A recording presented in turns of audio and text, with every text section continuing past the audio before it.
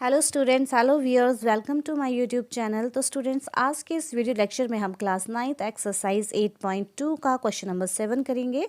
तो question number 7 है, A B C is a triangle right angle H C, a line through the mid points M of hypotenuse AB and parallel to BC intersect AC at D. We have to show D is the midpoint of AC. Second, MD is perpendicular to AC and CM is equal to MA is equal to half of AB. तो question है कि एक हमारे पास ABC triangle है जो कि right angle है eight point सी पे, ठीक है, मीन्स सी पे 90 डिग्री का कोण, ठीक है। अब उसके बाद है कि जो साइड हमारी हाइपोटेन्यूज है, ठीक है, उसमें कोई पॉइंट M है जो क्या है AB का, इस हाइपोटेन्यूज जो करंट दे रखा है उसका मिड पॉइंट है, ठीक है। M is the mid point of AB।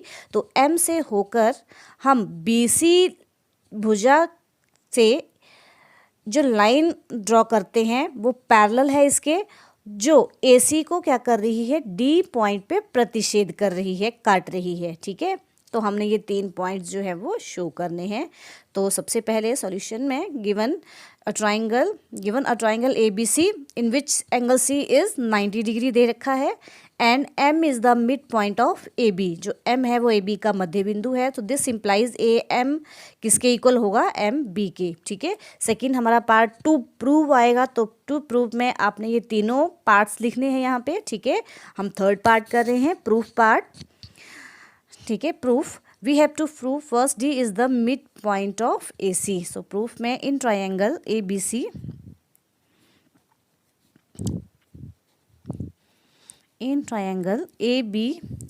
में we have to given M is the mid point of AB। M जो है वो AB का मध्य बिंदु है। M is the mid point of AB, ठीक है। और MD जो है, MD is also parallel to BC, ठीक है। हमने क्या किया है, M से होकर BC के पैरेलल लाइन खींची है, means MD is parallel to BC। तो यहाँ से क्या हो जाएगा, this implies AD is equal to DC। क्यों, by converse of mid point theorem, by the converse of mid point theorem, ठीक है। मिड पॉइंट थ्योरम का कन्वर्स में हमने पढ़ा है कि किसी ट्रायंगल में अगर हम किसी एक भुजा के मध्य बिंदु से दूसरी भुजा के पैरेलल कोई लाइन खींचे तो वो तीसरी साइड को क्या करती है, बाइसेक्ट करती है। तो यहाँ से AD किसके इक्वल हो गया, DC की। Means what does it mean, it means that D is the mid point of AC। So this implies D is the mid point of AC। तो फर्स्ट केस हमने जो है वो प्रूफ कर दिया कि जो D है वो AC का मध्य बिंदु है। अब सेकंड स्टेप में, ये हमारा सेकंड स्टेप में हमने प्रूफ करना है जो MD है वो किसके परपेंडिकुलर है, AC के, ठीक है।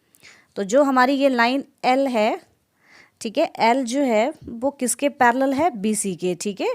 इस लाइन को हमने L का नाम दिया है, this line is L and L is parallel to BC, ठीक है। And L is parallel to BC। और ये जो हमारी AC लाइन है वो क्या है, एक ट्रांसवर्सल त्रियक रेखा है and AC is transversal, means दो इनको पॉइंट, जो AC लाइन है वो अलग अलग पॉइंट पे टच कर रही है, काट रही है इसको, ठीक है, इंटरसेक्ट कर रही है। सो this implies AC is a transversal. So angle जो 1 है, ठीक है, ये एंगल हमें कितना दे रखा है, 90 डिग्री का, ठीक है। ये दोनों लाइन आपस में पैरेलल हैं, तो ये कौन से एंगल बन रहे हैं, जो एंगल C है वो किसके इक्वल होगा, एंगल 1 के, because these are the corresponding angle, संगत कोण, जो हमने 6th चैप्टर में पढ़ा था इंट्रोडक्शन पार्ट में, ठीक है।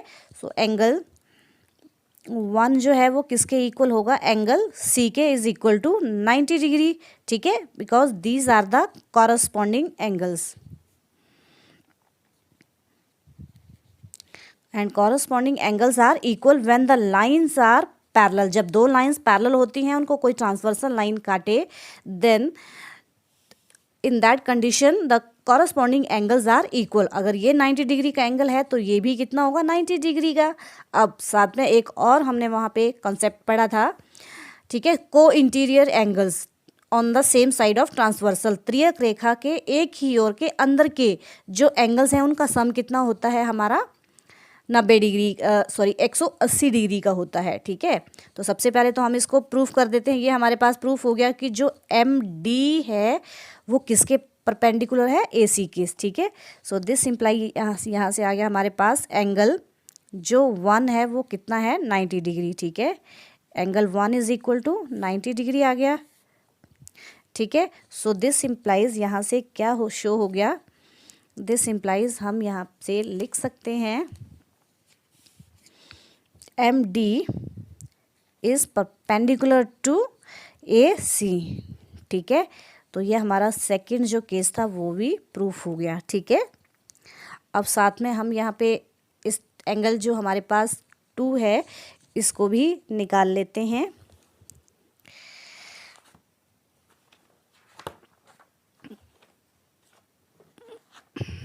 Again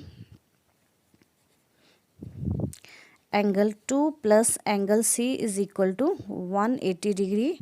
These are the co-interior angles and the sum of co-interior angles is 180 degree. तो अब C जो है वो कितना है, 90 डिग्री का है यहाँ से, ठीक है। तो हमारे पास एंगल 2 जो है वो भी कितना आ जाएगा, 90 डिग्री का, ठीक है। सो दिस इम्प्लाइज, मैं यहाँ से सीधा लिख दूँगी एंगल 2 जो है वो कितना है, 90 डिग्री का, ठीक है, क्योंकि हमारे पास सी कितना है, एंगल 90 डिग्री, ठीक है। तो एंगल 2 भी हमारे पास कितना आ गया, 90 डिग्री का। नाउ थर्ड स्टेप में हमने ये शो करना है कि जो सी एम है, C M is equal to M A is equal to half of A B के इक्वल शो करना है। नाउ इन ट्रायंगल AMD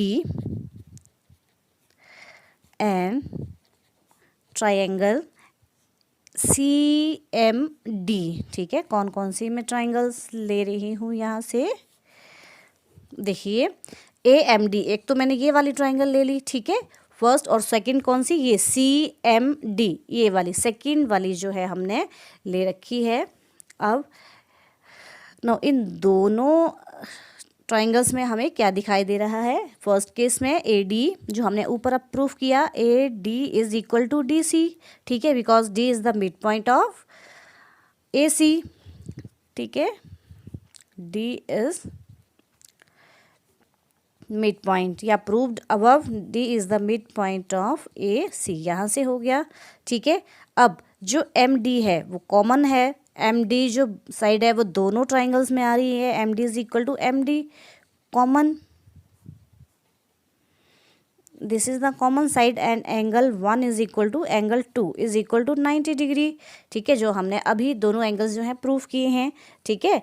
तो यहाँ से अब कौन सी अप्लाई हो रहा है rule, congruence side angle side, ठीक है। तो ये दोनों ट्राइंगल्स आपस में क्या हो जाएंगी, कॉन्ग्रुएंस हो जाएंगी, ठीक है। अगर ये दोनों आपस में कॉन्ग्रुएंस हैं तो दैट मीन्स इनके जो कॉरस्पॉन्डिंग पार्ट्स होंगे वो भी क्या होंगे, इक्वल होंगे, ठीक है। तो हम यहाँ से लिख सकते हैं this implies triangle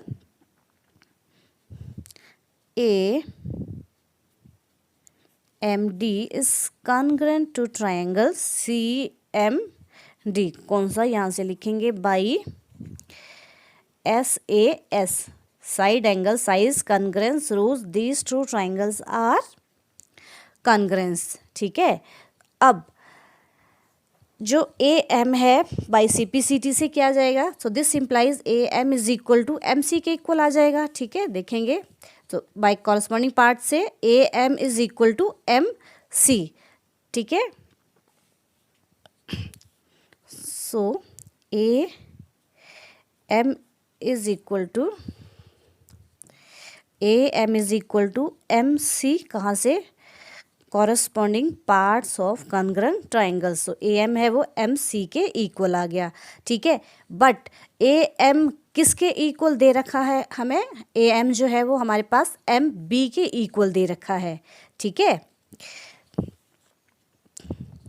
A M is equal to C M, जो एम जो है वो ए बी का मध्य बिंदु है, बट जो ए एम है is equal to half of A B.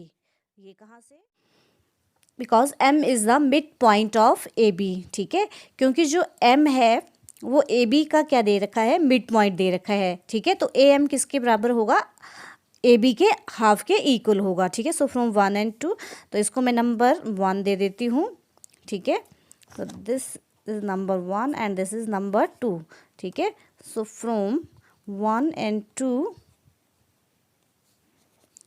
From 1 and 2 A M जो है वो एम सी के इक्वल है, और ए एम जो है वो किसके इक्वल है, हाफ ऑफ ए बी के इक्वल है, ठीक है। तो हम यहाँ से लिख सकते हैं from 1 and 2 A M is equal to M C is equal to half of A B, ठीक है।